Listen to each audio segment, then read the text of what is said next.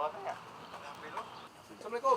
Waalaikumsalam Pak warahmatullahi Kadis, Pak Kadis, Pak Kadis, Pak Kadis. Waduh, Pak Wali. Pak Oca, Pak. Keluar dari itu. Lah kalau taping. Tapping buat hari Senin. Ayo boleh. Saudara, saya berkesempatan secara khusus berbincang secara langsung dengan Wali Kota Bandung, Muhammad Farhan. Kang Farhan, terima Siap. kasih untuk waktunya, Kang. Atur nuhun. Kang, kalau bisa kita gambarkan bangunan di depan kita ini, Kang, menjadi epicentrum polemik belakangan. Karena bangunan yang sebelumnya digunakan untuk SLBNA Pajajaran ini direncanakan akan digunakan untuk sekolah rakyat. Sebenarnya yang jadi poin polemiknya apa? Yang pertama adalah bahwa SLB ini sejarahnya kan dulu didirikan oleh Yayasan Pendidikan Blinden dari yang Belanda ya. Betul. Kemudian setelah kemerdekaan diambil alihlah oleh pemerintah provinsi penyelenggaraan SLBN-nya. Tetapi tanahnya, hamparannya semua milik Kementerian Sosial. Semuanya milik Kementerian Sosial. Tahun 2020, Kementerian Sosial memang berniat untuk memindahkan SLBNA ini. 2020. Betul, karena tanah ini akan digunakan oleh Kemensos. Semuanya. Semuanya. Saya sebagai anggota DPR RI waktu itu ya membela konstituen saya. Kenapa? Karena buat orang tunanetra, mobilitas itu sangat sulit. Betul. Bukan bergeraknya, tapi untuk kemudian pindah ke satu tempat dan memetakan tempatnya di dalam benak mereka tanpa penglihatan, itu sulit sekali. Betul. Jadi memang butuh waktu. Nah, sehingga akhirnya waktu itu terjadi polemik yang sangat berat, tarik-menarik. Bahkan waktu itu Wakil Ketua MPR RI, Bu Lestari Mulia sampai turun tangan, beserta Komisi 8. Drama di mana anak-anak sampai diusir di jalanan gitu, itu akhirnya berakhir, semua jalan seperti biasa. Nah sekarang terjadi lagi, karena memang Kementerian Sosial berkewajiban membuat sekolah rakyat. Dan itu pasti didukung oleh pemerintah Kota Bandung. Oke. Nggak bisa nggak, gitu ya. Nah kita juga sebetulnya diminta untuk menyediakan lahan kan 5 hektar. Nggak ada di Bandung 5 hektar di mana. Maka Menteri Sosial memutuskan ini saja, karena ada beberapa ruang kelas yang underutilization. Nggak cukup terutilisasi lah gitu. Nah kebetulan langsung bongkar, kayaknya barangkali nggak ngobrol dulu, tidak mengerti sensitivitasnya. Nah ketika video itu viral, akhirnya terjadi seakan-akan ada apa yang namanya pengabaian hak ya anak-anak SLBNA. Nah saya sangat hati-hati dalam bersikap sebagai wali kota Bandung karena gini, satu, kepemilikan tanah bukan punya pemerintah kota Bandung. Dua, penyelenggaraan SLBN itu ada di wilayahnya provinsi. Oke. Nah, tapi ada satu hal yang menjadi kewenangan kota Bandung, yaitu izin. Izinnya dua. Satu, izin di kawasan cagar budaya, ini termasuk dalam kawasan cagar budaya, karena ada beberapa peninggalan yang mesti diperhatikan. Kedua, apakah yang dibongkar tuh gedung cagar budaya atau bukan? Makanya waktu saya ditanya, saya marah. Hei, jangan sembarangan bongkar tuh, itu cagar budaya tuh gitu. Oke. Tapi faktanya saat ini yang dibongkar cagar budaya? Bukan. Bukan. Ini yang dibongkar bukan cagar budaya. Oke. IMB-nya masih ada, IMB tahun 90 yang masih berlaku. Langsung dicek langsung sama tata ruang kita untuk mengetahui kalau IMB itu melekat seumur hidup selama dia tidak berubah fungsi, berubah bentuk dengan lebih dari 70%, maka tidak perlu perpanjangan IMB. Oke. Itu. Artinya sudah clear bukan cagar budaya yang kemudian Dibongkar, ya. Bahwa ini kawasan cagar budaya, iya. Ini ya. Nah, bahwa kemudian anak-anaknya dipindahkan, nah saya kasih tahu deh contoh nih, contoh. Nih, betul. Ini bukan hal yang mudah masang. Betul, guiding block.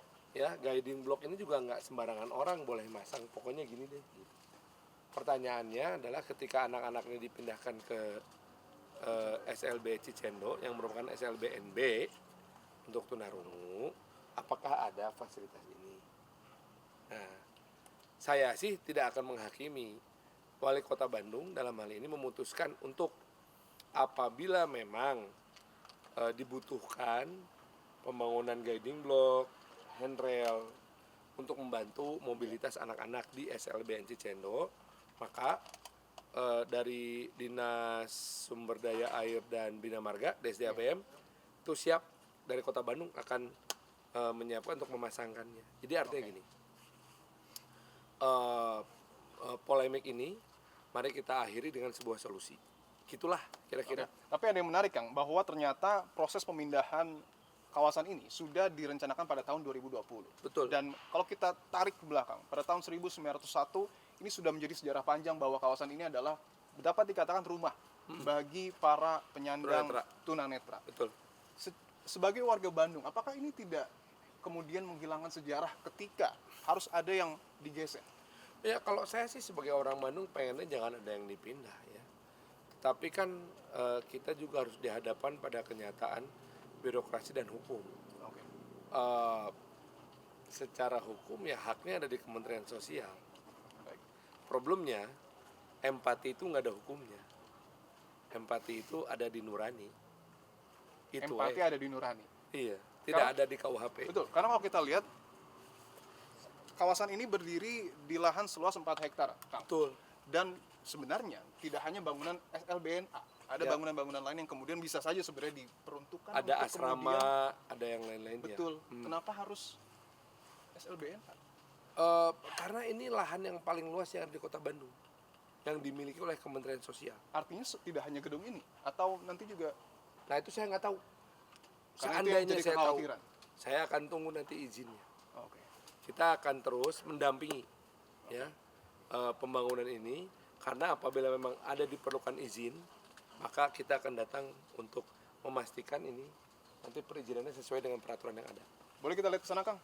Enggak, ini lagi ada yang kerja juga. Karena gini, oke. Secara konstruksi tidak ada perubahan. Yang ini Tidak ada tidak perubahan volume. berubah apapun berarti, Kang? Kita beda menaun kan? Kamar mandi, toilet. Jadi ya apa boleh buat yang mesti dibongkar bawahnya. Kasih pipa-pipa pembuangan air tentunya. Siap nuhun. Oke, karena yang Kita iakan ada beberapa koefisien ya di para orang-orang tata ruang Kota Bandung. Si ruang itu selama itu memenuhi ya pasti kita iakan. harus dalam tanda kutip direlokasi. Ya aku mau husnuzon aja ya. Artinya saya berprasangka baik nih. Iya. Kenapa mesti dari sekarang? Supaya ketika mulai tahun ajaran baru, para penerima manfaat sekolah rakyat yang akan diumumkan mulai tanggal 7 Juli itu udah langsung masuk ke kelas yang baru gitu. Ya gitu deh. Tapi ini bukan bentuk diskriminasi kepada para penyandang tunanetra. Enggak, saya akan memastikan hal itu tidak terjadi. Itu sebabnya dari Dinas Bina Marga Kota Bandung, apabila memang dibutuhkan nanti di sana guiding block, handrail dan lain-lain, itu kita sudah siap untuk memasangkannya. Oke, untuk sekolah rakyat sendiri kan memang pada pertengahan tahun ini diproyeksikan akan dimulai. Dan Ya. kita tadi bahas soal urgensi. Di Kota Bandung sudah berapa, Kang Farhan, yang Belum mendaftar? ada. Oh yang daftar? Oh nggak tahu. Kalau yang daftar di Kementerian Sosial. Dinas Sosial. Apakah sudah ada yang daftar untuk sekolah rakyat? Sudah Pak. Sudah berapa? Tinggal nanti ditetapkan oleh Pak Wali Kota. Yang daftar untuk yang di Wiataguna, Ya. jajaran ini 126. 126. Tapi yang memenuhi kriteria 50 plus 5 untuk cadangan. Oke. Oke. Jadi dari 126 yang udah daftar untuk ikut sekolah rakyat yang akan direncanakan di sini mulai bulan Juli lah ya. Itu baru ada 50 yang sudah masuk kriteria, Iya. yang 5 lagi kursi cadangan. Oke. Gitu. Jadi Hanya Ya. 2 rombel Pak. iya, jadi bangunannya akan ditambah kapasitasnya untuk mungkin 2 atau 3 kelas. Itulah Oke. kira-kira modalnya. Oke. Kekhawatiran, ada kekhawatiran. Ya. Tetapi saya melihat mungkin dalam kerangka inklusivitas. Oke, semangatnya di situ. Betul. Saya juga waktu sejak saya kelas 1 SMP di SMP Negeri 3 Bandung itu sudah ada kelas inklusif, kebetulan kelas saya, di mana di dalam kelas itu ada 3 orang siswa yang tunanetra gitu. Dan sampai sekarang kami masih bersahabat. Jadi mungkin saya kira ya mesti dilihat ini sebagai bagian dari pendidikan inklusif.